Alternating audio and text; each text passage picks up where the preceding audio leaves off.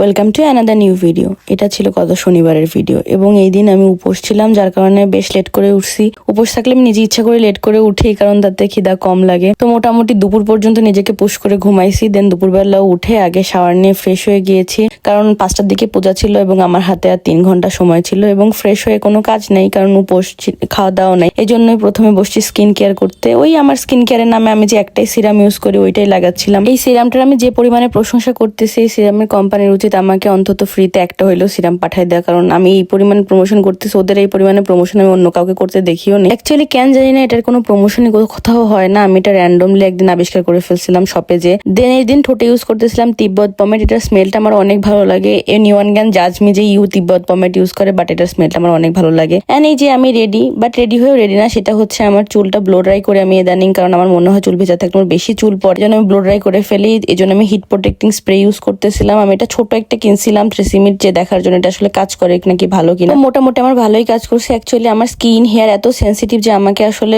Normal মানুষকে যা sweet করে আমাকে সেটা স্যুট করে না। এই জন্য আমাকে সব জিনিসেরই ছোট জিনিস কিনা ট্রায়াল দিতে হয়। দেন স্যুট করলে তারপর আমি একটা বড় কেনার কথা চিন্তা করতে পারি। তো যাই হোক, ট্রেসিমি এটা আমার স্যুট করছে, আমার হেয়ার ফল হয়নি এবং ভালোই হিট প্রোটেকশন দিয়েছে, কারণ আমি এই মাসে পুরো রেগুলার ব্লো ড্রাই করেছি, বাট চুলের কোনো ড্যামেজ হয়নি। এন্ড এই যে চুল ব্লো ড্রাই করার পর কিছুটা এরকম লাগে, আই উইশ এটা সবসময় এরকম থাকতো, বাট আনফরচুনেটলি এটা কিছুক্ষণ পর এরকম থাকবে না। থাকে সব দুঃখের কথা না বলে আর লাভ নেই। তো আমি এরপরে গীতা পড়তে বসছিলাম, যেহেতু আমি বাসায় ছিলাম। এই জন্য আমি সকাল সকাল গীতা পড়ে ফেলতেছিলাম, কারণ আমি জানি যে আমি পূজা দিয়ে অনেক এক্সস্টেড হয়ে যাবো, এসে আর গীতাও পড়তে পারবো না, জবও করতে পারবো না। এই কারণে আমি জবটা একসাথে সেরে নিয়েছিলাম। আর এই প্রথম আমি জব করার একটা ভিডিও করছি।